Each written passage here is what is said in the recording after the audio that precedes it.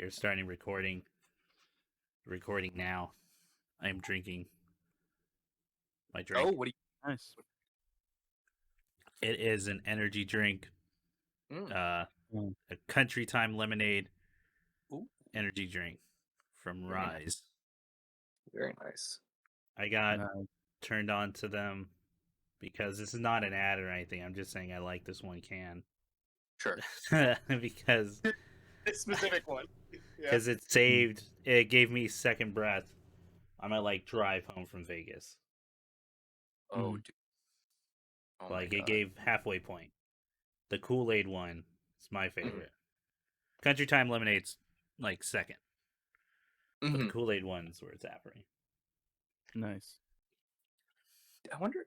The Country Time also does the freeze this lemonade in your can thing, right? They do that too. Oh, is that is that not Minute Maid? Oh, you're right. That's Minute Maid. What am I Yeah, thinking? who does the limeade cans and Yes. because my Yes, they- grandparents used to do that. I was. Yeah, Minute Maid. Yes. My grandparents scooping it out. Fucking spring. concentrate, dude. Mhm. Kids love it. You'd forget to put water in it, or you just try a shard. Those chemicals. Oh, those pure, beautiful concentrated. Are they still around? Can I buy a frozen can? Oh, I'm sure you can. You can still Mhm. buy. I go to a Food for Less where you can still buy the vanilla with the fudge with the wooden paddle that school gives you. Vanilla with the fudge. Oh, Yes. the ice cream. Yeah. Yeah, okay. Yeah. If that Vanilla product still fudge. exists, I thought it you was can- just pure fudge. That you were Oh. saying. like French vanilla ice cream and fudge in a little French pudding vanilla. container. Yeah. Oh.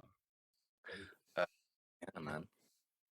You know how Ooh. it's vanilla bean is Mhm. the it's a flavor in itself separate from vanilla, and it's because it has little bits of vanilla bean in there.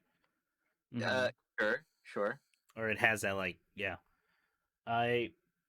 So is regular vanilla just concentrate? That I feel like an idiot for asking this question, but I've never thought about this until French vanilla. Well, I know French vanilla just means more eggs in it. That's Really? Okay, I didn't know that. I literally thought it was vanilla beans from France. You can really taste the condescension in this one. I know that. Why would they call it? I get okay, so adding more eggs makes it French. Makes it French. Oh, I am redlining. Hang on, I'm gonna fix that. All right. Sorry for the volume, folks. I noticed in the last podcast I was really low, and I don't know why. So I may have overcompensated on everything. No worries. I'm gonna be adjusting shit as we go through. Well, I mean, an opinion's valid when you're peaking. That is true. Yeah. Yes. The two things that loud people are is funny and correct. Correct. Brave to yell at other people. Yeah. What he's saying is wrong, but he's loud, so who knows? Who knows? What he said wasn't funny, but he said joke real loud, so I guess it's funny. I guess it's pretty funny. Yeah. I'll be real. I used to rely on that crutch in high school. But... Same. You see your own sins, and that's how you point. That's right. I think Neil deGrasse Tyson, if he had taught me anything about space, is that you need to interrupt people more when you talk to them. Yeah, people. Yeah, that's if you want to get your own show. Yeah. But anyway, French vanilla just means more eggs. Just means more eggs. Yeah. And that's crazy. Wait, have you guys? Okay, this is off topic, but one question. I went to a place called Handles fairly recently. Oh yeah, there's one where we live. Yeah, I just tried it for the first time. It was pretty good, but they have they've got vanilla, French vanilla, and Madagascar vanilla. Okay. I think Madagascar really is the beans from Madagascar. Oh, okay. That's why I thought French vanilla was from France. Okay, that's reasonable. That's I feel like I'm not that crazy to think to it's jump not to wild. that conclusion. to say, oh yeah, these beans are from a French farm. That's why it's French vanilla. Like that could be reasonable, but also French cooking's wild. They say all French kinds. cooking's wild, and they call it French. Yeah, yeah. French cooking is wild. French cook. Yeah, but speaking of cooking, Better Call Saul takes place after Breaking Bad, and Walter White's favorite thing to do is to cook. So, and Jesse, it's time to cook. We're talking Better Call Saul today. That's it. The first season. Man, that was smooth. I don't know. Have we ever done such a smooth intro? Hey guys, I don't think you guys could have done that. You're no, welcome. that's why I let you do it. You're smarter. Yeah, no, that was very smart of you, Nick, to let me do that. To do that one. To hobble to the top. Yeah, I don't disagree with you on that comment. Yeah, we're talking about Better Call Saul of all things. Granted, Of all things. this is very last minute that we came up with the idea. The holidays really messed up everything. True. Okay, so the kind of like little preamble is I just finished Better Call Saul like a month ago, right? Nice. Or like a couple weeks. Or fewer, yeah. Probably less than a month. Yeah. Which is weird because I'm not even sure where I would begin with that show. It's so long. That I guess you would follow character arcs. It's a interesting one. You want to? I mean, in that case, would you want to just start backwards then? So I was gonna. We were talking about the ideas beforehand of how to approach this podcast because there's a lot. 6 seasons over what is it? 8 years? Something like 8 or 9 years.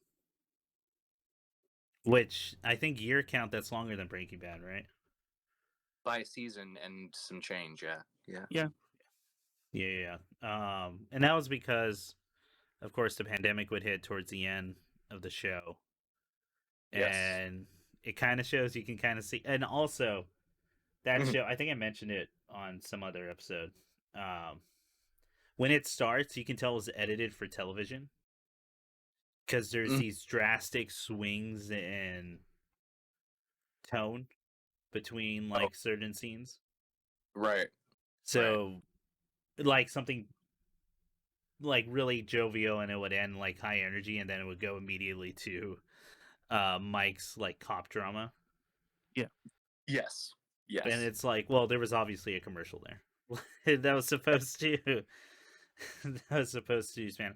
And then it would become formatted more for streaming. Because I noticed it was a lot more like there weren't as wild swings anymore. The whole thing, I agree, does feel more cohesive. And Better Call Saul is being released, I agree, at the time where we're kind of streaming becomes the norm. It's like right at the tail end of, or right at the beginning, I guess, of that era. Mm-hmm. Yeah. Not the era of streaming, because streaming started back like over a decade ago. Yes. But like the takeover, right? Yeah. Where it's just, there's no way television can compete anymore. And other than sports, and even then, that's becoming less and less viable. Like, oh yeah, sports are on like certain streaming stuff now. Can you stream sports? Really? It's like, well, no, you can more like watch it through Hulu. Oh, okay. So I guess it is still kind of like live, but I don't need a cable subscription. It looks like. That's right, cable, big cable. We're getting rid of it. I know. No, I don't know. I actually don't know how it fully works, like bill wise, because I just know my folks get it. Right. Like they watch sports and I don't, and then so I don't know how that all works. Like I don't know if they have to buy like an NFL pass, like you would have to do on like a console or something. I don't know. But hey, it is that interesting transition, right? And you're absolutely make a great point. I do agree that the structure of the scripts you can tell are being like inconsidered. They're considering like, oh, okay, we don't even have to deal with any of these breaks, so we can structure the show differently. Yeah, and you definitely. Yeah, I agree. Yeah, like the biggest example of this is if anyone watches like old sitcoms, like Mm. I don't know, like Golden Girls, Yes. Lopez Show, Married with Children, Family Matters, anything that Mm. came on television first and foremost, right? Mhm. Usually follows what's called like a 3-act or a W story structure, Hmm. where every time you would reach the highest point in a plot or like high emotions, that's Mhm. when you cut to commercial. Yeah. And you come back and you're either still there or the problem kind of resolved itself like off camera and you're Yeah. starting at a low emotional point now. Yeah. And Yeah. it's formatted like that because commercials where you'd play 3 uh different sets of commercials per show. Beginning, middle, and like end. and and you're right. We do see that like this drama got so much more interesting, I think, because of that Mm-hmm. kind of ability to break away from that 3-act structure. At least the Yeah. strict of that 3-act structure, I'd say. I will say this, towards the end it becomes really easy to just watch one episode after the other. Like to binge Oh, it. oh yeah. Oh yeah. Where at the Season 5. beginning I would do like maybe 2 episodes and then Yes. Yes. Yes. I mean, and you compare Better Call Saul to season 1 and 2 of Breaking Bad. It's yeah, a whole beast. It does feel like, it's well, so different. let me say, tonally, I think that it still is. It feels contiguous, but to Mm-hmm. what you're saying specifically about structure, it is a very different thing. Like season 1 and 2 of Breaking Bad, I think, are way slower paced, and that's an affect of that writing style. Thing. Mm-hmm. Like Yeah. I remember watching Breaking Bad as it was airing and shocked or like I guess surprised that uh the second episode starts right where the first episode ended. Yeah. I was so taken aback by that. It was good. It's a good show. But Yeah. yeah, so let's get into the rising action. All right. Everything we knew about the show going in. You guys want to go first or? Sure. Go ahead, dude. What did you know going into it before you watched Better Call Saul? Uh, Nick? Nick or me? Nick. Okay. Nick. Yeah, I mean, going into it, besides sort of knowing at the time that it was going to end soon, and that was sort of like my initial motivation to like kind of binge it as fast as possible, so I can like watch the last season as it came out. Yeah. Um, and I will say the only thing I kind of knew going in was how different the first season is compared to like 2 and 3 and after. Mm. Mm-hmm. In terms of like general knowledge, that's all I knew. That and like all the jokes of how old all the actors are, even though it's a prequel, Yeah. They're up there. We'll and get it into really shows. that. Like you can't hide it. no, Yeah. no, Like And they it's okay, really I know yeah. the joke is to say Mike looks really old, right? And he does. He looks fucking really old, like compared to when Breaking Bad ended. Mhm. yes. But his acting's so good that you don't even care after a certain True. point. But the real shock I think is when Jesse shows up, Jesse Pinkman, Yeah. Oh god, in that yeah. final season. I'm like, wow, that is not a teenager Yeah. or some dude in his early 20s. That is a man. That is, That is a grown ass man and that whole scene deliberately shot in a rainstorm at night with almost with no. big clothes. Yeah, huge loose fitting Yeah. clothes. Yeah. Yeah. But he can't. But his voice is different. Oh He yeah, still he's has way the different. tone down. Like he has that character nailed. Yes. Yeah. That part didn't leave. But like, yeah, it's just you can't hide from it, man. Like, No. I know some fans are dweeby enough. Y'all can go out, and some people have de-aged some of the characters in Better Call Saul. yeah, I don't want that. It bothered them so much.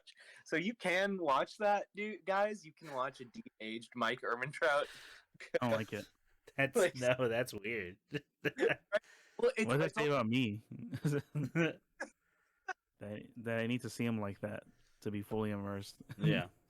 and it's also like, oh, we're not bothering to make him like young. No, we're just making him look the way he did in season 1. Like, Yeah, we're just making him smoother. Just That's making it that's what it smooth, taught me. smoothing it out. Um, Yeah, okay. So Mhm. I'm sorry, Nick. Yeah, you were talking about knowing how the characters aged. yes. No, totally. I think honestly beyond that, I didn't know anything major. Thankfully, Okay. I knowing that Chris and I initially watched when the first episode of Better Call Saul came out, Mm. and Yeah, but I don't think the first time I saw that first episode was with you. Oh, okay. Because I remember okay, when I saw it first. When was that? And the only reason, Nick, is I remember this is because there's a story, right? Uh, it's okay. So this is when I was living in near the college I went to, Mhm. and my roommate at the time, Matt, he Mhm. was like, "Yo, it premieres tonight." I was like, "All right, let's watch it." And I was used to the dynamic of watching, especially with him, of like kind of making jokes in the middle. Mhm. Mhm. I wouldn't have made jokes if I knew that wasn't the dynamic, and I knew that if it was a brand person. So I remember that Yeah. because I think after one or two, Yeah. he did a little shush motion, Okay. and that Okay. really bugged me the entire rest of the episode, and I couldn't get into the show because I'm like 19 or 20 at the time, Okay. going Okay. like this could have asked Could me you beforehand. Could have asked me beforehand. Hey could man, you gonna give this a serious watch. could you stop doing bullshit You bits? stop Oh, doing bullshit. You know that he does too. When we watched, that's excellent. That's well, I'm wonderful. bringing up. I'm getting like actually riled up. Listen, if he's listening to this right now, I've I never didn't like liked that. you. How dare you? Great man. I did. I did. I felt like uh, there was a better way mhm. Yeah, than than a motion. I Oh, get that you. plays well for audio. I'm making like a literal finger in front of my mouth, like A little. shush. Yeah, Yeah, yeah. but not saying shush, just like kind of tapping back and forth. Oh wow. Okay, yeah, Yeah. that would make me prickly too, honestly. hmm But yeah, yeah. So, so Nick, we probably watched that first episode together, like, but that was probably my second viewing Mhm. oh, because I will well, it was my never forget being shush. oh damn, I remember that. Yeah, I remember you telling you told that story like I think after we watched the episode. It was. It's so ingrained in that episode for me. I like the idea so much. You turning to Chris and saying, "So, what'd you think of the show?" And then he fucking shushed me. Can you believe that guy? Can you believe that? But yeah, that's what I knew going to the show was Chris being mad at. Nothing to do with what? Yeah. Old emotions being brought up. Oh, Oh speaking man. of which, what'd you get? What'd you learn before Chris? What did I Uh, know about the show? Well, let's go at the end because it's been a little bit since mine's a little fresher. sure. What I knew about the show going, so I had watched Breaking Bad. I think I was fairly caught up on the show. And then I had a friend in university who was like a super fan. He was like on top of it. He Okay. loved that show. Yeah. And he had told me, I don't think I started watching Better Call Saul until season 2 came out, Okay. truthfully. I kind of waited on it because I thought, damn, Breaking Bad was so choice, so tightly written. How are they gonna do it again, essentially? hmm And my friend was like, no, if anything, I think I like this better than Breaking Bad. Oh. I think it's a better show. And Mm. I don't know, guys. I could make that argument. I don't know that I want to say it as a fact, but I really see that now from this perspective, like why someone would say that. And we'll talk a little bit more about why I think that when we Yeah. get into stuff. But I Mhm. basically only thing I was told was It's like Breaking Bad, but even more grounded. Or And better. People are making meth. That's like my thing. Yeah. Yeah. All the drugs were icky. All the drugs, I don't know, but fun. You're telling me when that mariachi band sang a song about Walter White, that wasn't grounded? That wasn't a part of my lived experience, but I'm aware that that's real. I'm aware. I found all the crack smoking relatable. Yeah, I thought the drug Nick parties did. were super grounded. Yeah. Nick, the entire time we were watching Better Call Saul was just going. So is this how like normal people act? Is this what sobriety is? They just No. look at each other and go, "I'm Howard Hamlin." Yeah, I'm Howard Hamlin. My favorite character. Just watching, Mike walk into his house with his gun drawn, do a whole like search of Grounded. the house. Grounded, guys. When Lalo Relatable. jumps from the ceiling and lands on his feet like a cat Dude. with a pistol at the ready, like a cowboy. Grounded. Okay. So how do y'all want to jump into the? You want to jump in like with dynamics or just asking some questions? I'm so excited to get into the meat on this one, guys. But Well, let me get into what I knew about Yes, go Breaking ahead. Bad. Yeah. Your friend. And then, That's all I know. what I knew of, I think it was more or less the same level back when it premiered. I had watched all of Breaking Bad as it came out. Yeah. Nick and I watched them together all throughout like high school. That was the big show during high school, Yeah. right? Breaking Bad, Mm. and watch those. Love the show. It was that weird, like everyone would call it like the golden age of television with the start of that show. Although now I think like you could argue it was before then, where you can kind of see patterns, but I would have to go back and do research on that. Yeah. It's a lot tougher to keep track when you're living through it. But Yeah. watched all that. Had the shush story, and I'll be real, that turned me off from Better Call Saul for a while. Sure. And then just I had not watched it live, like as it premiered throughout college, like so much that I kind of just like forgot about it. Okay. Until Nick was talking about it ending, and he had watched it when it ended. And I went, all right, you know what? I'll give it a shot. Yeah. Of course, Okay. this was after of like months of being hounded to watch it. But Hounded. Forced into it. Tied Chained down to the- like a Ludovico process with eyes wide open. Hounded. I forgot how Nick put up all those subliminal messages around your office and your route Yeah, to work. in my room. Yeah. If I open my blinds, it just says Better Call Saul. Or if I would make a mistake, he would just go, "Slippin' Jimmy," and then leave. No, not Slippin' Jimmy, hounded, but I'm like, Jimmy yeah, it would be Hustle. brought up. Yeah.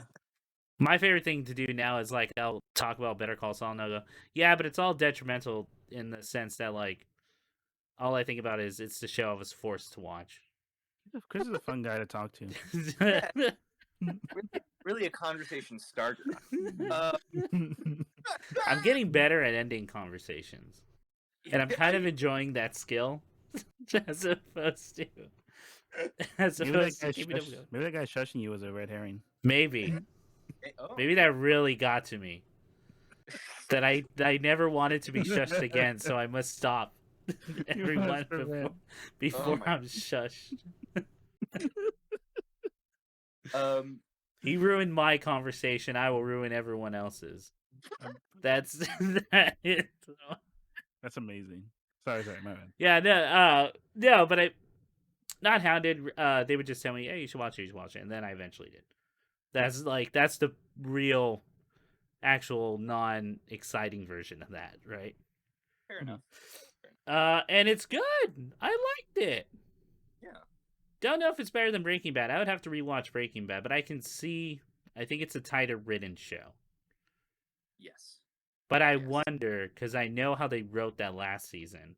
that I'm wondering if it's Gilligan like kind of was flying more on the seat of his pants this I, time. I know that Mr. Gilligan has said he doesn't like to have big arching plans. He likes to No. let the characters, go where they will and do what they're going to do. Yeah, he's Uh, very much, which is it shows. He's a character writer, and those characters, their actions feel like very natural conclusions. and I think the fun of that is he's surprised, and so we're surprised. The characters do things that he's not necessarily planning for, Yeah. and I mean, I think also with the style of Gilligan's writing, that kind of poses an interesting question because there's certain endpoints they have to hit Yeah. in Yeah, you know how, which is like that's an astonishing part of the show is that you know how my complaint for the Darth Vader show Mhm. was, or sorry, the Anakin, Obi-Wan. Obi-Wan. Obi-Wan Yeah. was the big like, well, I know it's not gonna do anything. Like Yeah. it's not You can't. gonna do anything interesting, and like the most interesting parts are one we get a new fight that's actually really good. It's one of the better TV show fights or Mhm. lightsaber duels. And two, you get to see some weirdos from like the games and stuff. Yes. Other than Yes. that show's like really boring, dude. I don't know, like, but Well, right. It didn't have the legs to kind of bring itself. So, and this can be one of the questions I open up to you guys for your early time watching the show. yeah, I basically the first time I watched Better Call Saul all the way through, I just kept thinking, "Oh fuck, they're gonna kill Kim. Something I awful." also thought that, man. I was so Yeah, scared same. because I really liked because I was really liking Kim's arc. Yeah, yeah, Same. This like corruption, right? uh, You would see. and you just know, like, well, Jimmy's not married. He does not No. have a. He never alludes to this person. Well, there must be a reason he never brings up this person who's such a big part of his come up in Yeah. the world. Um, so Who, yeah, as like the beginning would establish, and the ending is the reason he becomes a lawyer. yeah, Like, I really do think like all that maybe his relationship to Chuck somewhat has to do with it. yeah. But I don't think he would have become a lawyer if it wasn't for it. And I think the show shows that. You literally have that moment where he goes, walks in the library with, and then puts his hands on his hips. And you're Yep. like, that's the beginning, because he wants to impress, Yeah. is it Kim. Fuck, Kim. God damn it. All right, It's Kim. Kim Kim Possible. Wexler. See, I remember that. Whatever. All right. got it. But I think that's good. We might as well just jump to the climax. Talk Okay. about it. So kind of the idea we had beforehand was you two would ask me questions about it Okay. because it's such a big show. Like we Mhm. established 6 seasons over like 8 or 9 years. Yeah. Mhm. That there's no possible way we could do this in one episode. Like Yeah. the thing would have been like we all watch maybe a season. And it Or would we be really milk it and we do a side podcast where it's each episode. we legitimately agree. We could have done 6 episodes doing every season of this Yeah. show. As it is, let me pay it these compliments as well. It is a rich text. It is very like it's got a lot of thought put into it. I think while I've been thinking about questions, most of mine are related to, like you said, arcs and plot. Mhm. Plot related to how the character's development Mhm. really it goes. So yeah. Yeah. But I will and if you guys come up with anything else you want to talk about the show, Sure. please go right ahead. Mhm. And I'll of course have maybe I'll come up with a question or two Sure. for y'all. But I will I give the go ahead, Nick. I'll say go. I'll finish. No, I was gonna say I will give the privilege to Nick first because he's the one that got me to watch the show. That Only right. you could start off. If Only you right. Yeah, and in that case, right off the bat, it definitely says a lot that any like writing workshop or anything like class or any internship like studies I was a part of for animation, the first thing they say is go watch Better Call Saul for character writing. Yeah. No, Vince is just so goddamn. I mean, it's the reason me and Ian are really into him. Yeah. Because that dude knows characters. like, Yeah, um, go ahead. and like and no, you guys brought up amazing points about episodic writing and for commercial writing Mm-hmm. versus for streaming because It's different. one of the things, yeah, it's pacing, it's the cuts. Mm-hmm. It's also like I remember our last episode, no, second to last episode, for Storyteller Cast, I brought up that for Better Call Saul, it did feel like almost Shakespearean what Mhm. Chuck is Yeah. to Saul. Mhm. And that's usually my angle when talking about Better Call Saul is like the new characters introduced to Mm. Breaking Bad that are only in the Better Call Saul world Mhm. or like The in Better that Call in Saul world. Yeah, the world universe. In the universe, Breaking Bad verse, yeah. the multi bad In the verse. Vince Gilligan verse. It's Yeah. Gil, it's Where all that connected to vampire X Files. from X Files will show up. I was about to say. But is he Yeah, a vampire? You don't know in the show. It's Oh, good. It's a good episode. It's one of the weirder yeah. ones. Yeah. No, absolutely. So yeah, going in like right when I finished it was when I told Chris like, yeah, this is something to look out for. I think because the last season was a feeling I got after watching like, The Wire or like Mhm. one of those shows or like Mm, it just leaves you with so much to think about. And those last shots is just I don't know, it's just such a perfect way to tie everything together. yeah. Mhm. And those, as we're talking about character writing, those last two shots are focused on the two main characters Yes. Yeah. and showing where Yeah. they're at. like, oh no, I 100% agree. He's phenomenal character writer. These shows are nothing without their characters. Because otherwise, it is like it's a lawyer. It's a lawyer it's a scumbag lawyer who used to do crime. Kind of more grimy. Not Mhm. scumbag, but grimy. I would say Mhm. Corrupt is all hell. corrupt. Gets the job done, Yeah. but not in legal way. Not he follows his own rules type deal.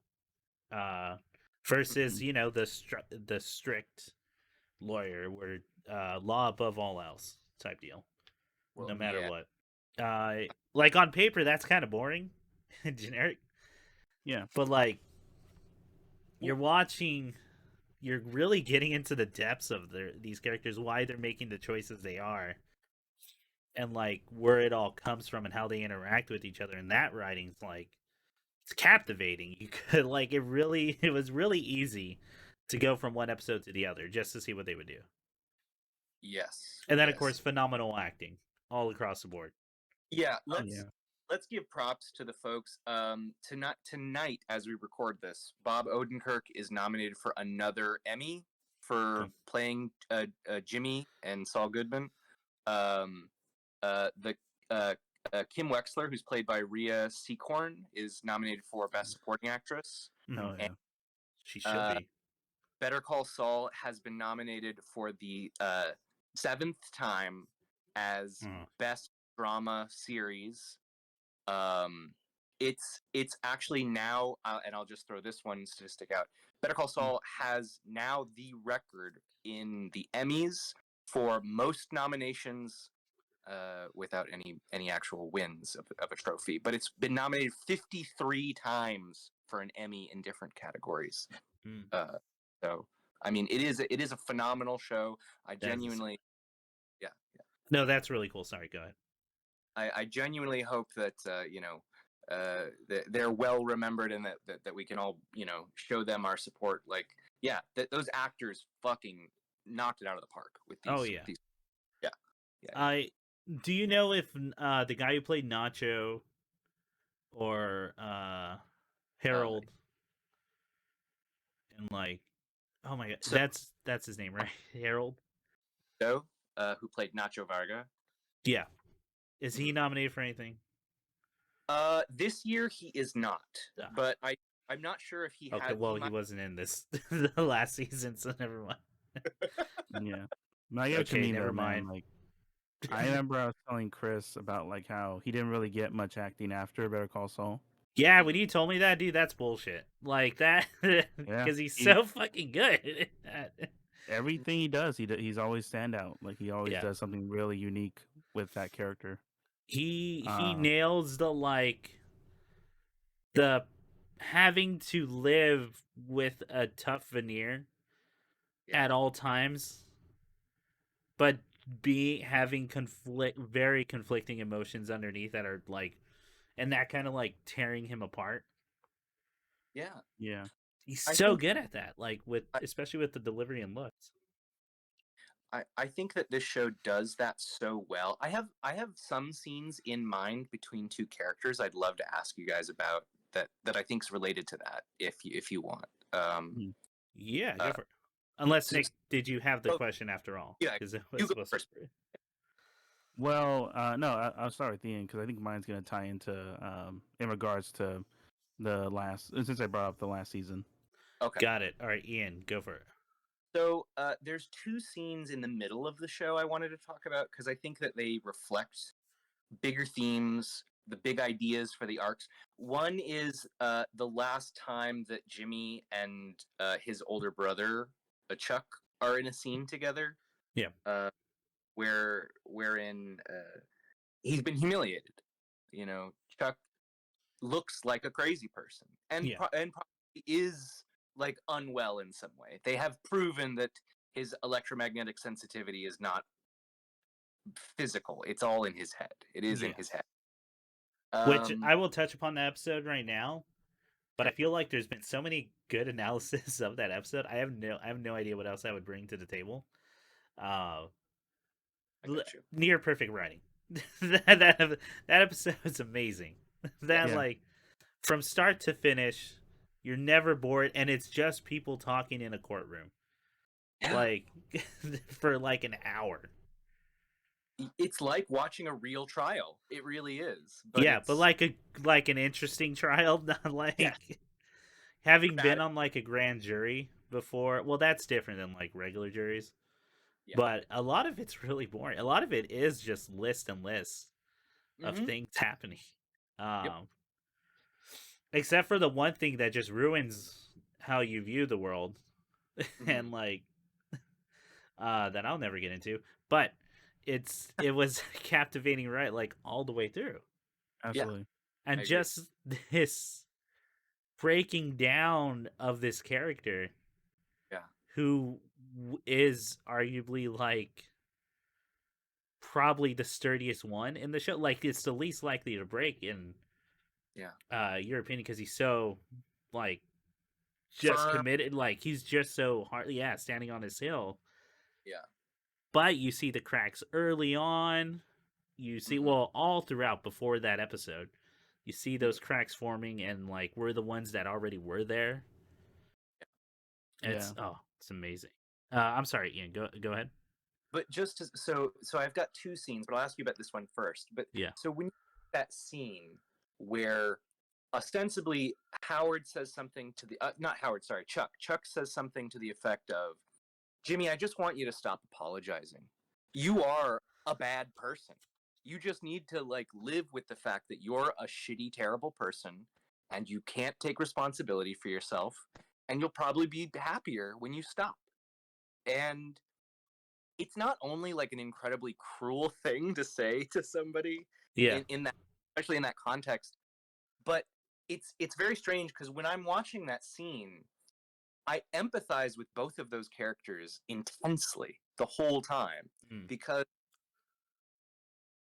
well, I don't know, mm, like I'm when I was watching that scene, I kind of felt like, okay, Jimmy is kind of on the fence at this point in the show. Yeah.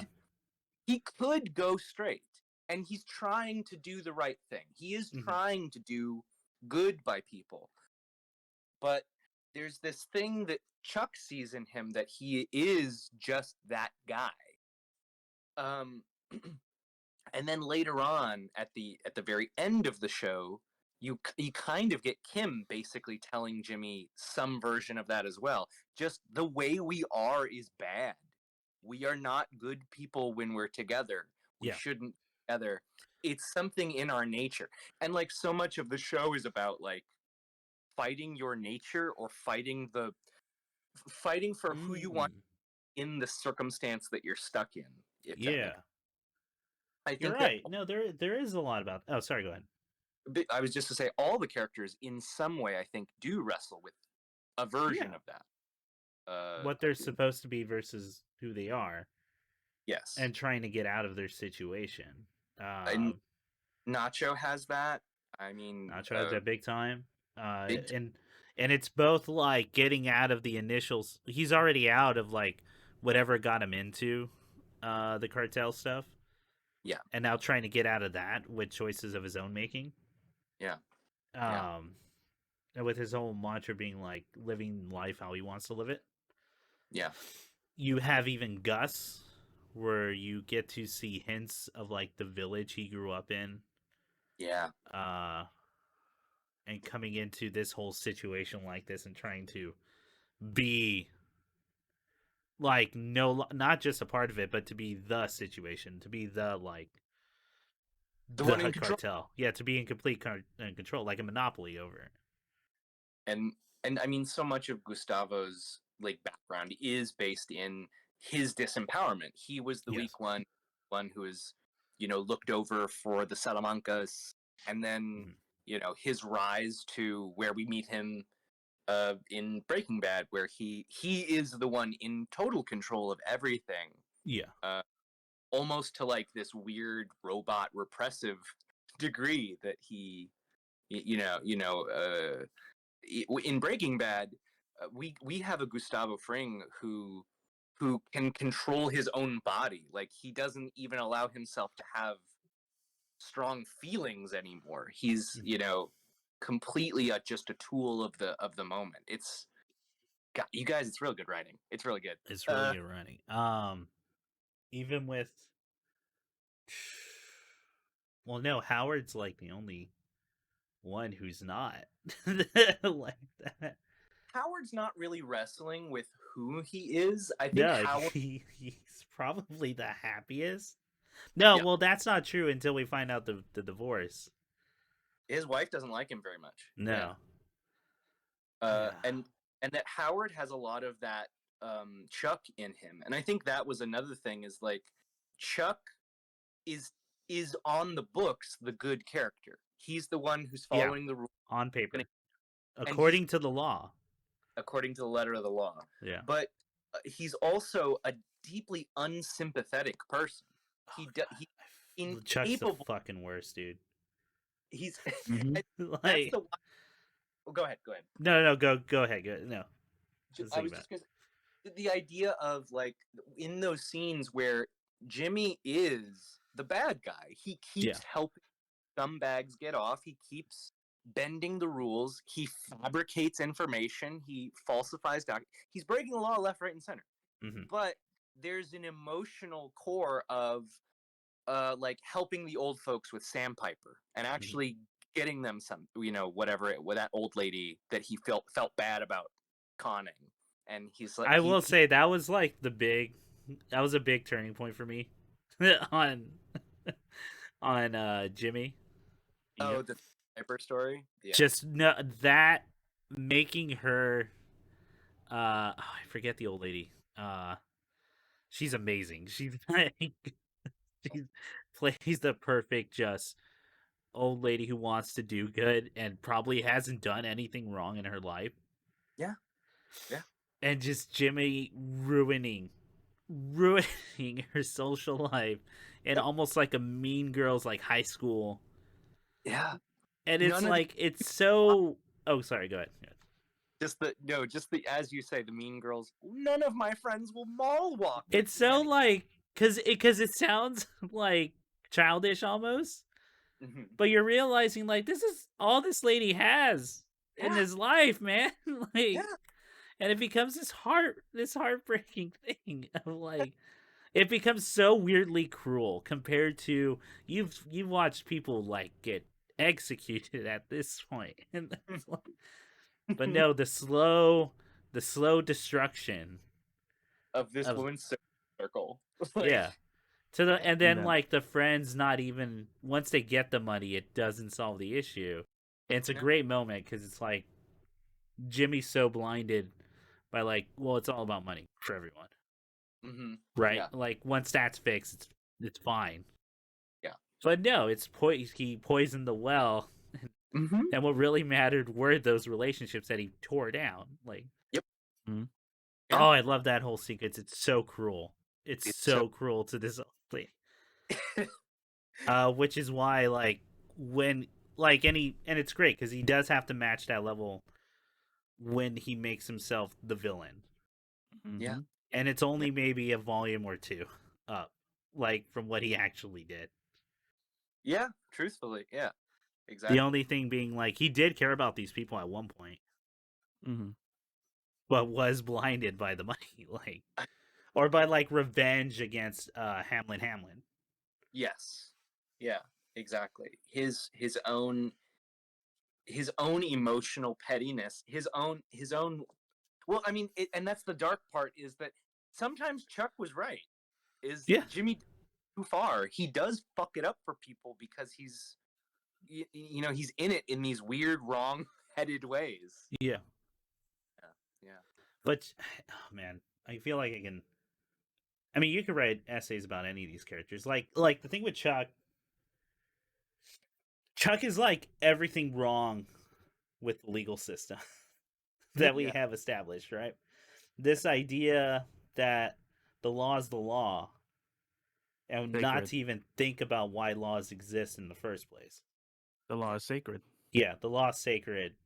And like Yeah. only thinking about them and how you could win a case. Yeah. Like he cares about that game way more than anything else in the world. It ruins his marriage. It Mhm. leads to that kind of like well, it doesn't ruin his marriage, but it leads to well, Him.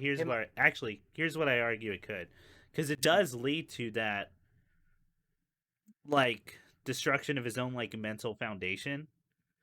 Yeah. That anything wrong with him that can't be like things don't just happen to people. It's all like this weird. It's like the justice system being his own karmic like compass for the universe. Mhm. Does that make sense? Like, if you're not Okay. following that, bad things should happen to you. Yeah. Yeah. Yeah. Yeah. And like, which is why he views Jimmy like that. Um, so that kind of character, obviously, like anything that suggests that you're not perfect anymore, you're getting Mhm. old. It's gonna come out like that. It's gonna come out like in a weird mental, like I don't want to say disease, but like a mental state. Well, yeah. Although I He's would argue by the end he's sick. He needs like help. Like a, well, yeah. Well, actually I would argue that as soon as you meet him. But like like Mhm. when Chuck, we don't really know if the electromagnetic thing is based on anything or if it's not. But one no. one other I think is But worth. like AIDS, we didn't know much about it when it had dude, that line fucking gets me every time. I That's forgot. right. Oh my god. That fucking line. Oh my god. It was like the first time in a while that I like yelled at my TV watching something. But I went, "Oh yeah, man! Oh yeah, that's what we're doing. and That's then what and we're I doing. We're comparing it to that." Yep. yeah, Yep. I was watching with Chris, and then I leaned over to Chris, and I put my finger over my mouth, and I made a shush And he noise. made his shush noise, and I freaked out more. Uh. No. Um. Another one more scene about that, and then maybe we can jump into another question. But I know, because I feel like you can talk about that episode forever. It's there's a fantastic. You can talk about Chuck like for you want to talk about multiple podcasts. yeah. I can get into everything that makes Chuck, like I said, the worst person on that show, and the problem with the American legal system as we I, know it. Like, I would agree with those comments definitely. I yeah. well, so beginning of season 4, right after the fire, Mhm. um, we get a scene that just Kim and Howard Hamlin, and Yeah. Howard is handing off all the documents for the will and all that kind of thing. Yeah. There's this beautiful scene where Kim basically like lays into him and is like, "What the fuck were you? Why would you tell Jimmy you think that his brother killed himself and it's his fault?" And Howard basically is explaining it as like, "Well, I think he deserves to know the truth, and I think that is what happened." Hmm. And then Kim kind of like dressing him down to say, well, "It's not your place. You just want to punish Jimmy. You both, disapprove of him, so on and so forth." And it's a wonderfully acted scene. Hmm. But it's another scene where I'm like, I mean, they're both right. Yeah, they're Kind both varying degrees of right and wrong, Yeah. which is Yeah. such a great. That's how conversations are Yeah. with humans. It's not. It's never. It's very rarely that there's two sides to like an argument, and one party is 100% right over the other in real Yes. life. Yeah. Usually, and I'm not talking about like big picture stuff, because big picture you can go like, okay, I know they're saying a bunch of stuff that's wrong, but Right. the bigger picture is that person's right. Yeah. Even if like the other person's better at arguing. But anyway, I digress. Where real conversations are this like dirty, or real arguments are this dirty like people are saying truths, but also adding in a little bit of lies to hurt the other person, Yeah. especially when it is personal like that. Yeah. Yeah. Absolutely. Um, and these two characters, although Kim is way smarter than Howard, Yes. I would argue. Just overall, even though Howard is a good lawyer, Kim is like knows how to manipulate people. Yeah. As we get to the last thing she does with Howard's wife at the funeral, Jesus. where it's Yeah. like, oh, she's gone. This is Kim is broken 100%. Yeah. Where her own view of Jimmy, like her own worship of Jimmy, uh, is above anything else, even Yeah. her own mistakes. Like, yeah, it's no, I love you. I'm with you. I love that scene because one, I get it with Howard. Yeah, it's the truth. He does deserve to know. I would also argue if he knew people that's not the place to do that. The day Like, after? Well, no, it's not. No, it's not. Yeah.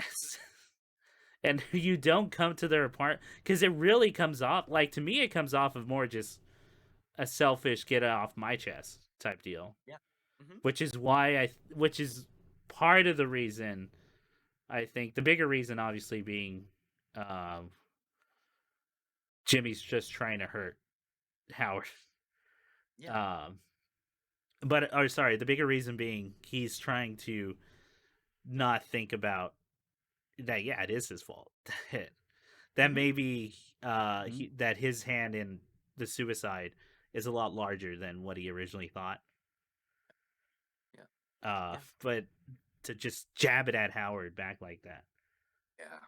No, Yeah. it's really, it's weirdly human in just how you hurt me, I hurt you back type deal in arguments. Yeah. Yep. Absolutely, and that's what he's good at. Those What? conversations are all like, they're always the highlights too. Yeah. Like at some point you stop caring about the cartel stuff and you just want to like, I just want to see the shenanigans and them arguing. They're phenomenal stuff. But yeah, any other questions for? Yeah. Because if not, I could talk about how much I love Howard. But Yeah, again, there's so many like angles to go about that. There's even just that one episode of Chicanery. I remember telling Chris even beforehand, like that was there's something really interesting about how well researched both the timing of the show, like what year the show takes place, and where the actual legal system is at is that point. yeah. Yeah. So one thing I thought was cool was when we're talking about Chuck. So when he records Jimmy confessing without Jimmy's consent, Mm-hmm. that is absolutely legal because And I remember that too, because I remember turning to you and going, Is that shit fucking legal? Because I know that shit doesn't fly now. In the state, only the state of New Mexico, and one other can That's only so can you fucking have a crazy. one-party consent. Where That's everywhere so else, every other fucking state nuts. is 2 or 3-party. God dang. That's so crazy to me. Like that's so that's so fucking wild. Like, but of course the law's the law. So Yeah. Yeah, yeah, And and then oh sorry, no, I was just making the ref. It's sacred. The law is it's sacred. the Go law go ahead. law is sacred. sacred. The And law is people don't sacred. change. People do not change. AIDS was under research. Okay, dude, that American line's gonna live with Samoa, me forever. Like the audacity. Like that's it, right? Like that's the Well, he's a American Samoa University. That's not real. They don't uh, count. man, Yeah. yeah. It's and also like getting back to chicanery, like and how that sets up how the writers is such a cool way of actually having Jimmy challenge a genuine law and essentially not a loophole, but definitely something that would cause controversy Mhm. is the fact that you have a third party commit battery, but Yeah. then put on the witness list for uh, allegation. Yep. Already, like then it becomes well, if Chuck admits it's mental illness, then he can sue for battery. But if he isn't, then he's gonna be protected as like a witness. Yeah. Mhm. Yeah. It's a perfect like yeah, Can- if you want to win the case, which you can, Mhm. you have to admit you're broke, like something's wrong. Yeah. Yeah, Yeah. so good. Like And- it's so good.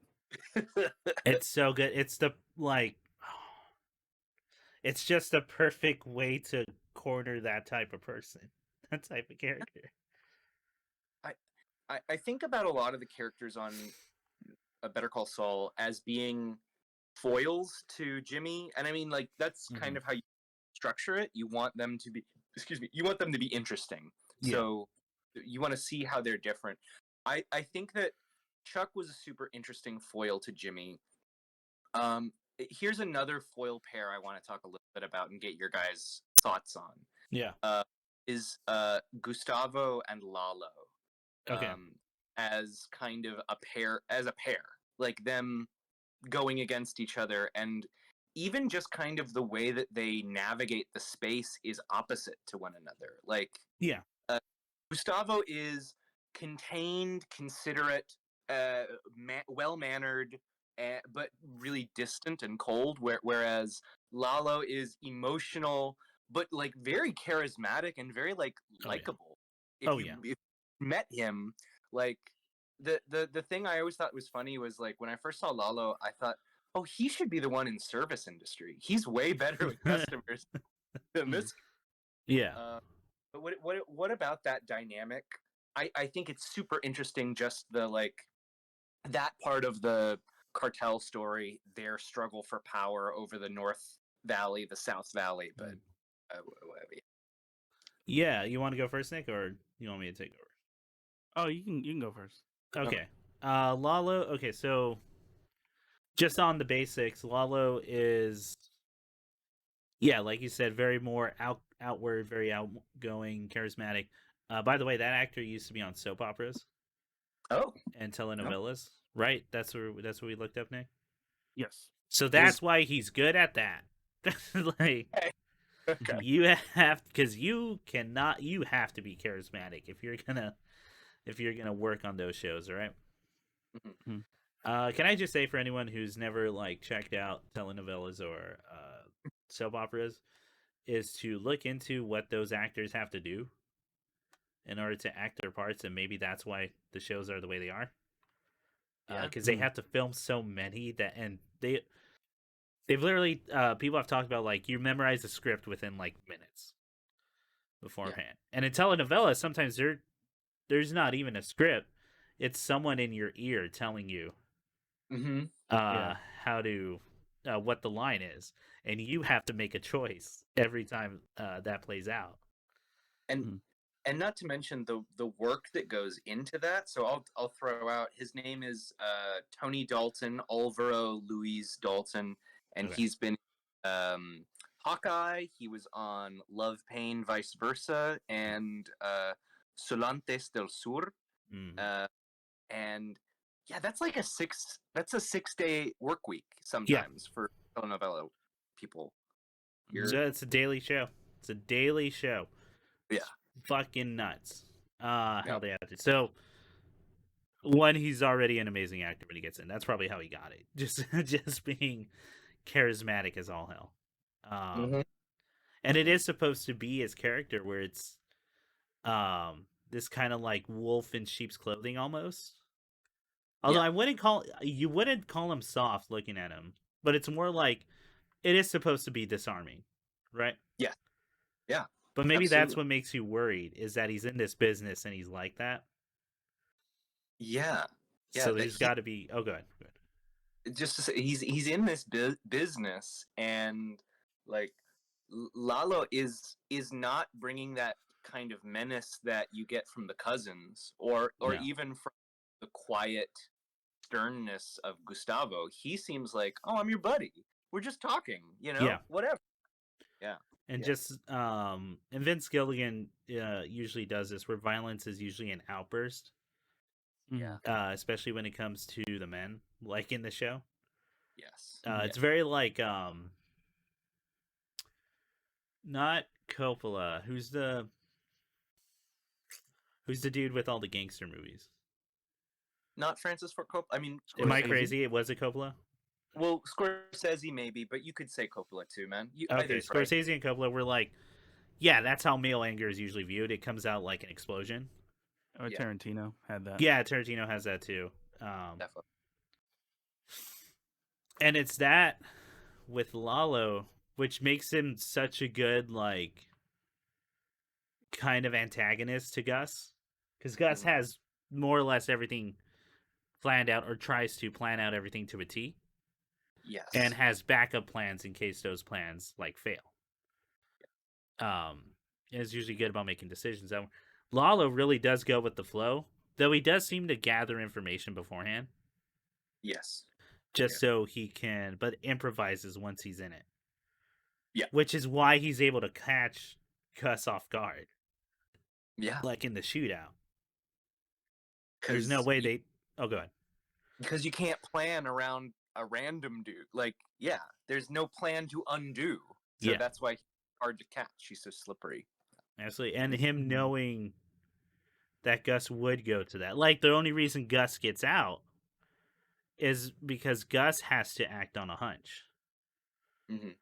That in case anything goes bad here, this is what I'm gonna do. Yeah. Yeah. It's great. No, I think it's talking about foils. Yeah, it's a great like way to like match that character up with someone or against someone. And also you have to think about like Breaking Bad's really Breaking Bad is known for having really good villains Mm-hmm. to almost like a superhero show or like a fucking cartoon. Yeah. Where they go through the rogues gallery. Mm-hmm. So to have people come back, villains that are well established, and introduce a new one, and for him to be super memorable, like, yeah, that's an accomplishment in itself. I agree. I think that that character, the fact that like you can stand out among, like you say, Nacho, the cousins, what's Don Eladio, who's like There's Don Juan and then Don Eladio. yeah. Don Like, Eladio is the head, I believe. Just it is a comment on his talent, but it's also, as you say, I think a comment to the writing team who fleshed out a really fun character that feels like a wild card. Mm-hmm. Yeah. No, absolutely. Nick, any other questions about the show? Yeah, in terms of villains, how did you personally, Chris and Ian, feel with Lalo's inclusion? How much did he stand out in terms of Salamanca's, like, oh, like comparatively? Yeah, comparatively. Okay, yeah, because we were talking, because as I just like said how he's kind of made to stand out. Where would I rank him? Yeah, in terms of like your your Mm, personal favorite Salamanca villain. good question. Does Gus count as Salamanca villain? We can just say cartel villain if that helps. Okay. Sure. Where's Tortuga? Where is Tortuga? Ooh, where is Tortuga? Where is I barely remember who that is. How about that? You just Let me know the scene. yeah. Let me do this. He's the one who gets his head on a turtle, right? Yeah. That was yeah. Yeah, he's the informant that gets caught.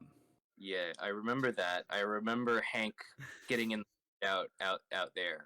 Oh, I there do we go. remember. Danny Trio. I forgot it's Danny Trio. Fuck me, it was Trejo. I didn't yeah. remember that. Yeah. Oh my. Oh shit. I don't remember that at all. Oh man. Uh, Listen, I mean this is that. a long time ago. Yeah, man. This is a minute. this is a long. Oh, geez. Sorry. Walter White's first adversary, the one that he kind of blows up in season 1 of Breaking Bad. What was that cat's name? I don't even. I think he was the Salamanca too, right? Yeah, Breaking Bad characters. Oh man. I don't even remember. I mean, of the Salamancas, I would say that Lalo and his uncle, in the wheelchair, are probably two of the most. The fact that Yeah. the fact that that actor controls the scene when he is not speaking for most of his presence on I screen know. is like Mhm. the, yeah. Yeah. Yeah, that's a testament to itself. Like, it's crazy. I would have to agree with Ian on that. As far as like, what's his name, the boxer dude? Mhm. Yeah, he's terrifying in the sense that like you just don't want to meet him on the street. Yeah. Yeah. But the uncle and Lalo is I don't even want to be mixed up in that world or anything he has a hand in. Yes. Gus Yes. like doubly so. Yeah, like you know that once there are some of these characters that that Kim Wexler describes as like we're poisonous. Yeah. Some of these people genuinely you just think, oh, you're I don't even want to have met you. You were Yeah. just bad. I don't want to meet anyone who's like even associated with you. I don't want to be in that world Exactly. because I don't want to be some like collateral damage. like, yeah, I would agree with Ian. I think the uncle and Lalo are up Mhm. there. If we're including others, I think Gus is one of the most interesting villains, Yeah. if Mhm. not the most interesting one. Yeah. And I think they know that, which is why he's such a big part of Better Call Saul Mhm. from Breaking Bad. Yeah. Tortuga has the coolest death. Oh, definitely. Oh, definitely. Oh, I does mean, Nacho count? Is Nacho a villain? yeah, Nacho's in there, I and like he's great. Nacho a lot. That's right. Yeah. He's up there. He's a really compelling villain. Oh, one scene just worth mentioning is I think I'm almost positive this is Better Call Saul, but you may remember better. Where we see Fring taking over and where he kills basically everybody in the Mexican mansion. Like Yeah, that's they're true. all dying of poisoning. Like, dude, what an epic villainous moment of like revenge for his partner's murder. Just getting the whole, basically bringing the whole cartel down. Like, what a scene! What a time! That's true. Dang. That one's really good. Of course, best villain is Chuck. I don't think any. Yeah. There's no villain I hated more than Chuck. Chuck is the only one who never once and never would once have a reason to think, should I not be doing this? Yeah, This absolutely. bad? He's always right And Hmm. in the eyes of the law, he's always right. and And that's the and worst part. That's the worst part of it all. Like, self-righteousness precludes him from not only growth but even the suggestion of it, which yeah. is, you know what, here I'll jump into another question if you guys don't mind, that's Mhm. related. Yeah, is that Uh, cool with you, Nick? Yeah, no problem. All right, go uh for it, man. is so if the show does have a value that it's giving us as an audience, is Hank is Chuck right? Do any of these characters have a hope of getting better or changing or learning, or are they just, well, they're just fucking that way? That's who they are. What do you guys think we take away at the end of the show? Are Because I feel like Kim and, well, I don't want to answer. I'll let you guys. Okay. Yeah. It's an interesting, because it's interesting to like, okay, to posit it as hope, right? Mm-hmm. Um, I always tend to equate hope with potential. Yes. So to that sense, I think he is wrong because Jimmy does have hope, Mm-hmm. but Well, he does confess at the end. he does, but doesn't make up for. That's I don't know. It is life in jail. Like he's not getting out. Yep. Like, um, and he not only like goes back, Mm. but he does it after essentially like getting the best outcome that Yeah. could happen to him. Yeah. I, hmm. Kim has a Kim change. Kim has. Although I will say, were you also like when you got to what Kim's doing now, just like Brutal. heartbroken? Yeah. Mm. Brilliant. It's so brutal. Like Yep. it's Yep. dude that Yep. are But people into that? Is that really? Yep. We just settled. That's I mean, it's called settling, right? For a reason. Oh, she absolutely settled. What's well, all to like? They do a good job in that whole sequence of being like, she's so scared to make a choice now, Yeah. like to make a hard decision or to have a stance on something, yeah. because it has like, she's afraid she's gonna Yeah. return to those choices and like go back to scheming. Ooh, But it is and like, man, it's a shell of a person. I absolutely, my 2 little cents on Kim, I think, in retrospect, is like Kim is kind of the Jesse to Jimmy's Walter, if you wanted to frame it that way. Yeah. I could Yeah. maybe, but one, I think Kim's smarter than Jimmy even. Yeah. In No, I many, would argue she's a better lawyer. she's a better lawyer. Yeah. And there's just this kind of there is this element of like, well, I guess that's the punishment that she's taken her, Yeah. this her cosmic taking her lumps for um what the show does do really well, which is, I mean, you're totally on board with what Jimmy's doing for so much of the show, because not only does it feel emotionally right, but as Kim describes it, it's just fun. It is fun to Yeah. do the stuff that they're doing. Um, and this idea of, well, that's going to catch up with you one way or another. I think the show does have that as a quality, that ultimately, whatever you do choose to do will catch up with you at Yeah. some point. In some weird way, like, so I'm sorry, what was the question again? It was, Yeah. Does the show think that these people are capable of change? Like, are we capable of changing? And I think, yeah, I agree. I think some of them depends on the person. yeah, which is a very unsatisfying answer, but it Yeah. is like a very, um it's probably the realist answer. This whole thing of like, okay, so we're gonna get into like a weird worldview. Mhm. That like the big question, can people change? Yeah. And I think they can. At least this is from evidence in my own personal life. It just takes so much goddamn work Yeah. to change on a fundamental level. Like it's a life journey. to And do it. It's not going to be solved in like a 12-step process. It's going to be that's your life now. Your life is trying to be the person you want to be Mhm. if you want to take that path. I agree.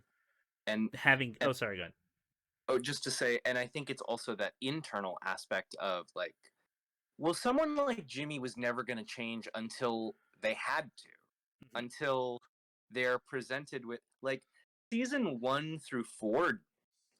Jimmy McGill wants to change. He keeps talking about being a better person, but also he keeps fucking getting away with it. And Yeah. so why would he? It's working out fine. It's what up he's to good that. at. Like, Yeah, exactly.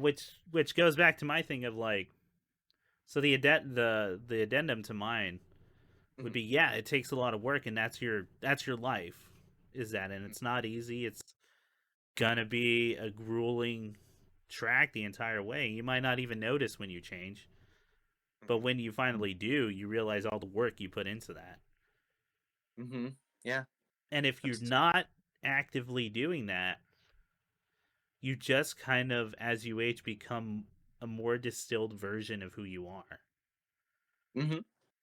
And I think there's like that weird conflict happening with Jimmy. Because there's no way they thought he would have been a lawyer before him, but he made that like effort. Yep. But he just can't take that. He can't take the core of his being like out of it. Yeah. Yeah. So it's weird. I want to believe. I mean, because I would also argue I'm not old enough to know if my if my thing is true or not. If I'm like the only experiment that I can base like real evidence on, other than like just looking at other people and seeing what they did. Right. But I think there is. I think they both exist. If that makes sense. The idea that you can change, it's just a way more grueling process than most, if not the vast majority of people, are not willing to take. Yeah. Which leads to the second thing of you just become more of what of You the are. kind of person you are, a more distilled version. I see Whether that. that's a good thing or a bad thing, like you just become that. I can see that. Yeah, that And then you makes get to a sense. point when you're old enough that no one seems to care, even though I think we should all treat. Yes. What about you, Nick? What do you take away from the way that like the characters end up, like with their endings in this show, or how their path goes? It's tough because like, because then because then this kind of goes back. It's weird because then it's all set up because like Chuck pretty much like set up this thing of like saying people don't change, but his whole thing is that he had a dramatic change in his life. Yeah. Because of, that made him completely different from who he was before. And it felt but like he's fighting that really hard. that Yeah, really hard. And then like, man, yeah, and then back to what Ian said about like the last thing he says to Jimmy McGill just to get back at him, the most hurtful thing ever. And like how it pretty much like it pretty much sealed Jimmy's descent at that moment. Oh yeah. Oh yeah. And then it felt like when when Kim left him, that was it. Like he has nothing to hold him back. Mm-hmm. Like no reason to put on the guy, essentially put on, that guise of like of being a good lawyer. Like it's man, it's wild because then by the end of because then all I'm thinking of is that there's some chemistry teacher out there who got really brave one time. He got really brave one day. Real lucky. Real lucky. He bought that machine gun at the beginning of the last season. He bought the machine gun to gun down Crazy. those Nazis. Yeah. By the way, do you guys know about that? About why they wrote that in? The machine gun? Yeah, how they did that season? Oh, no, what? I know what you mean. Go ahead. So I think this is on an interview. I found this out like through a podcast. But there was an interview with Vince Gilligan or one of the writers where the very first thing they came up with in that final season is Walter. They thought the most interesting way to start that season would be for Walter. Well, It's not the most interesting thing, but they came up with the idea Mm. that the season opens up with Walter White buying a machine gun. Like he's Mhm. buying something out of the truck. What could it be? And then it's just giant fucking MG. artillery level, yeah, machine gun. And that was the most. That was in their minds the most interesting thing they can come up with for to Mhm. start out. And it is a very interesting hook, Yes. especially for Right. this character. They had no clue what he was going to do with that thing Oh, okay. until almost like halfway through the season, That's interesting. or around I halfway point. Now, the I have this question, well, for both of you, because I know Nick has been doing some more writing. Mhm. As a writer, Mhm. how do you feel about that style of planning and writing? Ballsy. That's Because all I I. agree, because it was Jason Pargin who was talking about this, and I think I agree with him. That sounds like the most stressful way to write a television show I have ever heard of. Television show, yeah. It's sort of like how Araki writes JoJo. And he says sometimes he'll just come up with the problem and he won't figure out the solution until the problem's already there. Oh yeah, And that's he to said make that. him more creative. Yeah, Although and it's I just would tell Araki there's some ways those characters get out of situations that's not that great. like in Yeah. the sense like he forgot. He uh, forgot the you, other thing. well, Nick Starfinger, never forget. Yeah, Never forget Starfinger. yeah. Where does that go? Never comes back. Never comes up. Or Never Um. the comes up. okay. But so I was gonna ask. So ballsy, Nick. How do you feel about that style of writing? I if The that's biggest show in the world at biggest Yeah. the show, time, final season. it's just crazy to have such to take that like risk and then have that set up. Isn't it nuts? Isn't It's it kind of like it's insanity in my head. Like I get like practically, I get a little anxious just thinking about that. like Like I'm thinking about. I didn't know this. I'm thinking about it right now, and I'm thinking like, well, because the other thing is, it's a writer's room. So y'all, yes, you've got however many months to finish the scripts. and yeah. thinking power. Exactly. So Because like, then you have to. Oh, sorry. no, go ahead. Because my thought is, yeah, like a viewer, like if you saw him pull the Mhm. trunk and it's a giant military machine gun, Yeah, all I can ask is, okay, how is he going to use it, or that's how the can he in this question, Nick. decrepit state going to use it, and who is it for? Who's it for? What's this chemistry teacher gonna do with it? And the answer is like it's on a timer and it's on like a stand, It's pretty and crazy. It's a pretty crazy contraption. Like, it's just gonna go, it's just gonna blast through the door because no one's yeah, gonna think of a guy blasting through his own car. yeah, Yeah. it's wild. Um, Wow. it makes me think a little bit about, just to mention. I remember studying the way that I want to say Dashiell Hammett wrote his novels, Okay.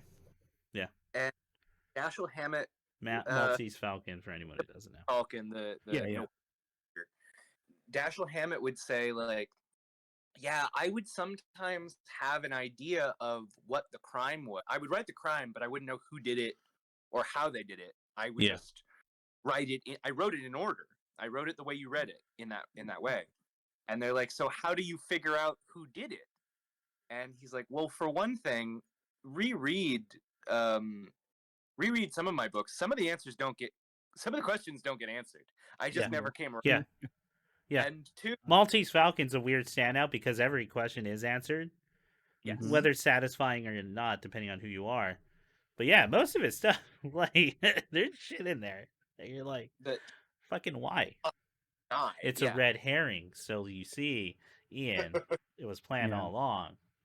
But I love how he would say, and so what do you do when you get stuck? And I'm also thinking like, this fool is writing novels. He's not even on the time crunch of a TV No, show. he's not halfway through a season and hasn't figured out something yet. That's Exactly. the ending to one of the most watched television shows Oh, eyes. at that time. Oh yeah, eyes. All eyes were on it, like in terms of viewership. And he says, "Well, guys, I'll be honest. If you ever notice a man enters a scene and pulls a gun on someone, that's basically what I do when I can't figure out what The happens fucking next. Chekhov's gun thing. I just have another show up with a gun, and it's like, oh shit, Oh, I fucking Yeah, love it worked. Dashiell Hammett, dude. that great. that was an author or professor turned me on to. Like Yeah. fucking Uh, I mean and, just and that thing of like I love that kind of stuff that like demystifies writing. mm-hmm, like mm-hmm. Hey, but we're oh good. no, just we're all human. Sometimes we all get writer's block, and we just need a man with a gun to run Just in. need a man with a gun to show up. Well, It's that office skit of Michael's only go to improv thing is to come in with a gun. uh but also it proves my theory that when you write stuff and your novels become popular or your writings do, you should never ever talk to anyone ever about it, how you do them. yeah, That yeah. way people can think better of you. Leave the mystique. Leave the mystique. The mystique is really strong, right? Mhm. Yeah, and I Yeah. made fun of that a little bit there, but let me also say I'm just now I'm looking at, like, I've got Breaking Bad files here in front of me to reference. This show is a neo noir. It's a neo western. It Yeah. is absolutely pulling from some of our best American writing traditions, guys. I do think Yes. that both Mm. Better Call Saul and that they're all a part of a kind of a canon of American crime stories, and Yeah. it's a damn. So just to throw that in there, yeah. No, absolutely. There you go. Absolutely. Yeah. Okay, so I'm looking at the time. Any last questions before we get into kind of what we got out of it? Sure. Mhm. Hmm. I guess my question would kind of be in regards to. Well, it's weird because to both answer Ian's question and then add Oh, another that's right. question Sorry. Yeah, to you it. didn't answer. No worries. I Uh, apologize, Nick. no, it's all good. And again, like there's so much to talk about. Like, Yes. but my answer would be like, in the state that they are at the end, and I'm just Okay. gonna tie us all to the very last two episodes of the entire show Mm-hmm. and the way they tie in the events of Breaking Bad and Better Call Saul by having Jimmy make make a decision, but he's still conning everyone by making him think that he's like this super evil, like horrible person, but he cons them Yeah. by just lying and saying everything was his fault to help Kim, Yeah. to save Kim, Mm-hmm. Yeah. because he's played up for so long the super evil con man Yeah.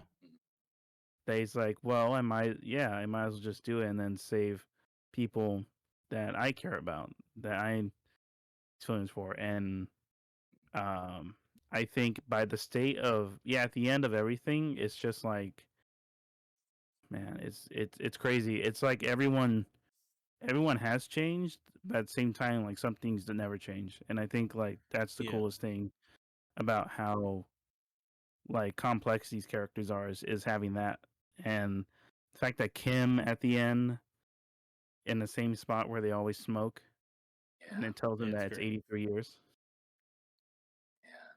Yeah. And my question would be like, how'd you guys feel about the second to last shot of them like in separate fences, separate sides of the Oof. fence with that huge like gap in the middle? It's so good. It's kind of going along with what you're saying. I think they're related. Like, there's a whole nother version of this podcast where we're just talking about the relationship and like dissecting that. Yeah. But at its core, like, probably one of the biggest facets of it is Jimmy is when Kim is with Jimmy, Kim's like morality or choices or like I guess morality would be the right choice of words there, is brought down by Jimmy. whereas Mhm. Jimmy's is brought up. Jimmy's a Yeah. better person with Kim. Kim is a worse person with Jimmy. Yeah. Mhm. Yes. And they're meeting in some weird fucking middle. Yeah. Right? And it's when that starts, like, Jimmy starts coming above Kim, that it balances itself out with Kim going into cons. Mhm. And with Jimmy not wanting to do that level because he knows what that is at that point, right? Like how many things can go wrong. Yeah. It's only because Kim is so smart and so like meticulous that it can work out. Mhm. But Mhm. then but Jimmy is right, and that's something they couldn't foresee happens, and it's Lalo coming Yeah. back. Mhm. So that shot kind of makes me think of that weird gulf that's right in the middle, and no matter how close they get, there's going to be something that keeps them apart. Yeah. Yeah. Right? They'll never be exactly where they want to be together.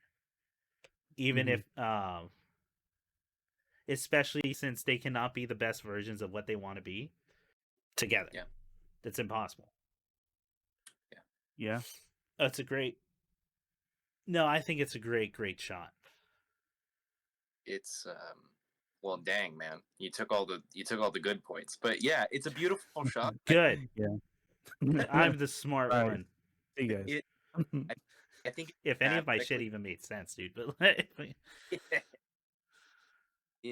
it I think thematically ties really well about like this division, and I think the show is so good at and you know, listeners, go back and listen to what we've said, and I think this is a yes and to everything we've said, but the show is so good at showing opposites as mirrors of each other yeah, and showing and I think my friend, when he said that this was the better show, and the part of me that feels like maybe this is the show that I like more, it depends on the day. I have to rewatch better Breaking Bad, but that's the only reason I haven't said it.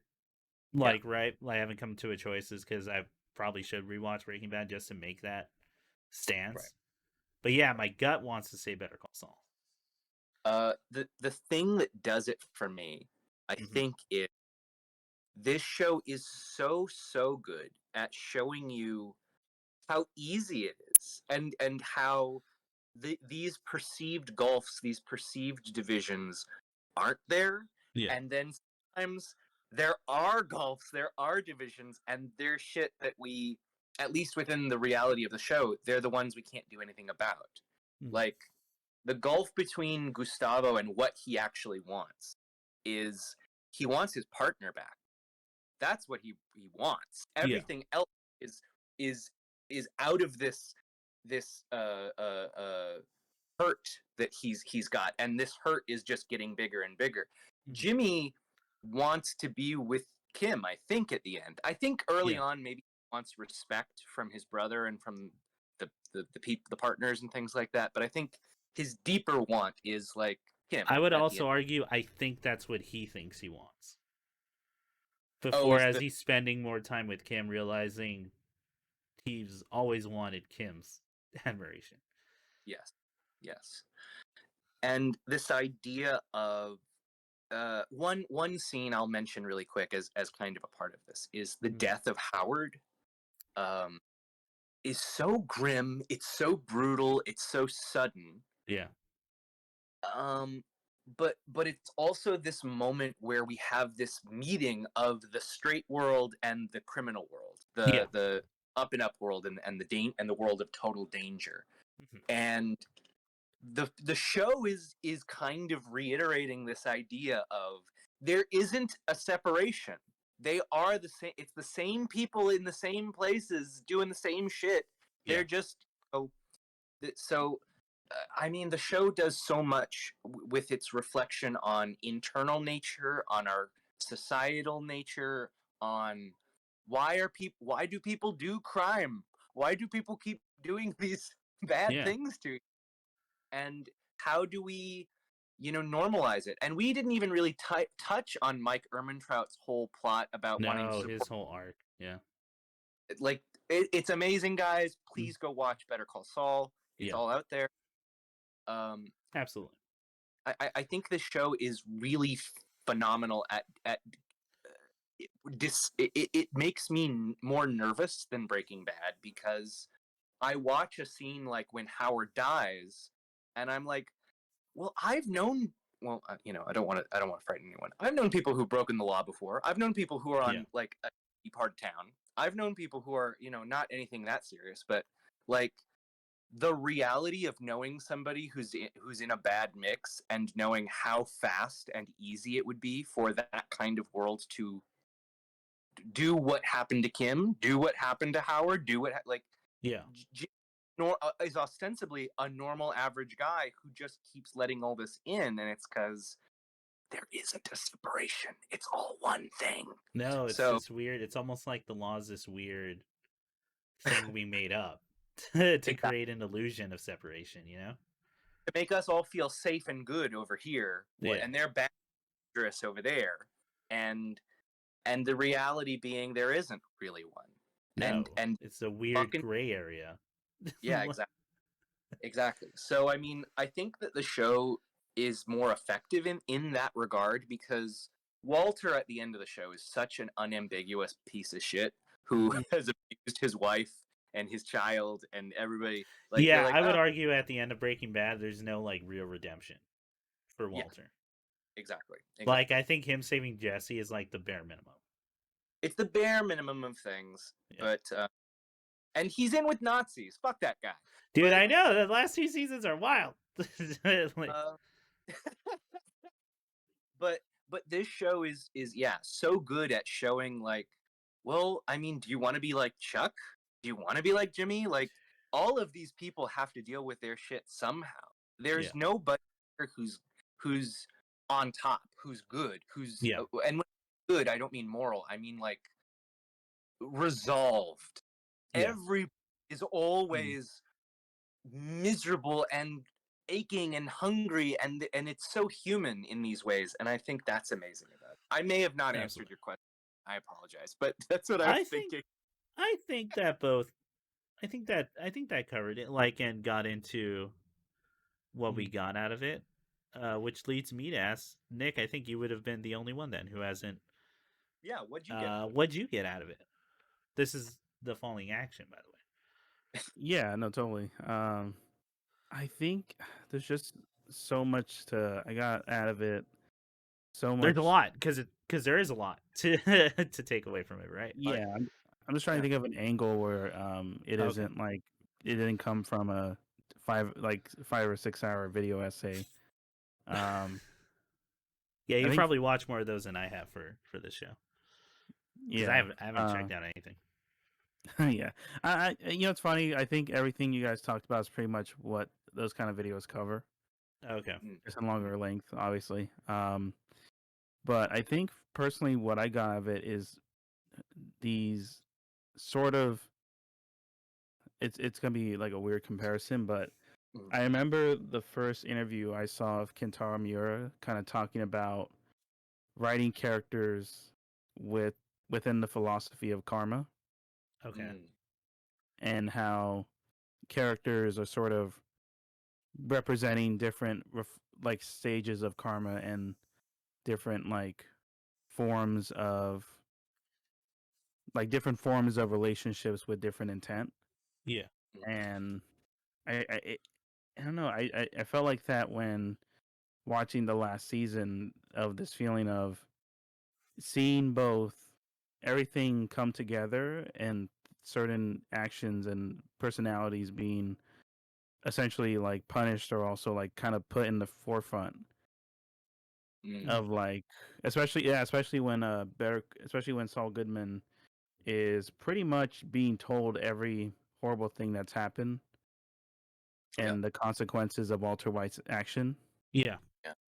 And I think what stood out to me the most was during the confession scene, or during the huge jury courtroom scene, and he says Walter White wouldn't have made a dime without me. Is Yeah. his final like fuck you to both Walter White and also to like it's pretty much to like everyone within the series that didn't think much of Saul Goodman, Mhm. Mhm. and it's crazy because then that also made technically his situation worse, but it was on his own terms, Yeah. and Mhm. whatever thing he struggles with next will be on his own terms. Hence is why you get that scene of them chanting his name, Better Call Saul. Yeah. Yeah. So then, Well, it's his own terms, but it's also like the situation he's in, yeah, right? Like you're making the best out of the situation. That is yeah, your own doing at the end of the day. So mhm, no matter what, it was going to be his own terms, for better or for worse. yeah, But he did. I think you're right. Like he ostensibly, once he's out of jail, once Chuck gets him out of jail, he is mm, living life on his own terms. Mhm. Well, absolutely, no, he part of it's still on Chuck's terms. I guess it's when Chuck dies. It's completely like there's almost like a freedom Yeah. to him. yeah, It's that awful thing no one talks about when a close relative or member dies. Mhm. Is that for better or for worse? I keep saying that. Uh, you gain an amount of freedom. Yeah. yeah, Yeah. It's the loss of a close family member or a parent where it's a real recontextualization and a looking in because Yeah. there's another person over there anymore. You have to go from inside now, internally entirely. Yeah. Yeah, I see that. Mm. I see that. Yeah, man. But sorry, Nick, to go back to your point. Yeah, it is about at the end of it. It is him really just making sure they all know he lived it the way he wanted to live it. yeah, Yeah. It's like those are his choices. absolutely, It's it's kind of interesting in the way that it parallels the end of Breaking Bad as well. Both of them have a moment where they do own it. They Mhm. just own and I agree. I think that Jimmy's confession has also an element of him again doing that manipulative thing of saying, "Oh, Oh it's yeah, it's a real easy yeah, story for that courtroom to swallow. exactly. yep, And that's Exactly. what that's another aspect of the show I could talk about is just like the nature of a con. Yeah.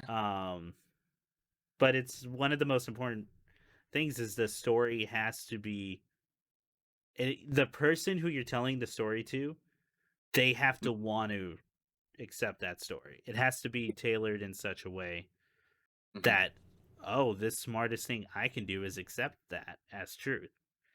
Yeah. mhm, It's the whole philosophy between cons is cons don't work because you're stupid. Cons work because you're human. Yeah. absolutely, Like the good cons. Exactly. But You yeah. yeah. Oh, sorry. Go ahead, Ian. No, just to say like uh what a fucking great show, guys. Good show. Holy shit. Oh my god. yeah. That's what I got out of it. That's why I got that. Good show. Vance Gilligan did it. Gigi Nori. Gigi Nori. I hope he makes. I hope he just does a new X Files, and that's what. Dude, Yeah, he, it's a he decent got a attempt at a show. he's got a what, a green light for a horror anthology? That's Yeah, I Yeah, think it does. but fantastic. I damn it. know. Whatever he comes out with, like I'll watch. So. All Kill it right. Okay. now. Uh, Okay. So with that, just to wrap up, let me just ask this question.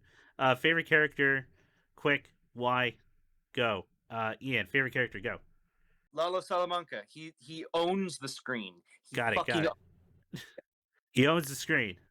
yeah. Charismatic. Yeah, he owns your heart. Yep. Scary. Scary. Nick, favorite character, go. Hamlin McGill. Oh, just I'm just kidding. just the Howard law Hamlin. entity that is No. Hamlin McGill. McGill. Jimmy the Hustle. No. the presence of a company. the lifeblood. Oh man, real answer. It's Howard. It's Howard. Howard's best character, Ian. Don't you forget that. I respect it.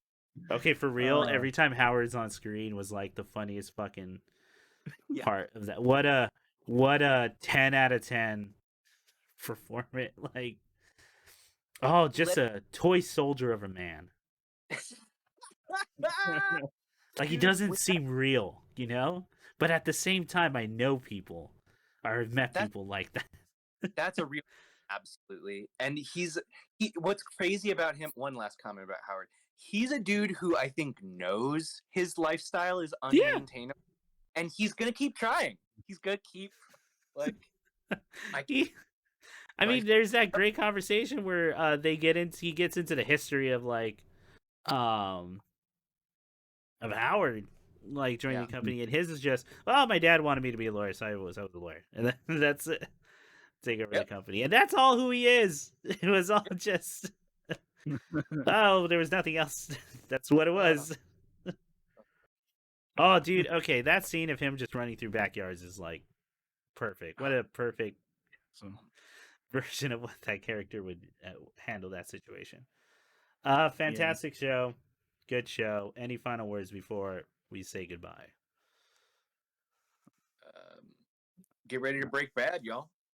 Ready to break bad. What a terrible ending. I probably will end this podcast before I ask that question, because honestly, that's my fault. You said so. Well, Chris, what part of the show do you think you could have written better than Vince Oh, McGilligan? yeah, that's I don't know. When do That you guy think Vince dying in the Gilligan coffee failed? shop in the Wired money seemed Yeah, to come yeah. out of nowhere until people told me he died. Oh yeah, and then they're like, "Oh, he died."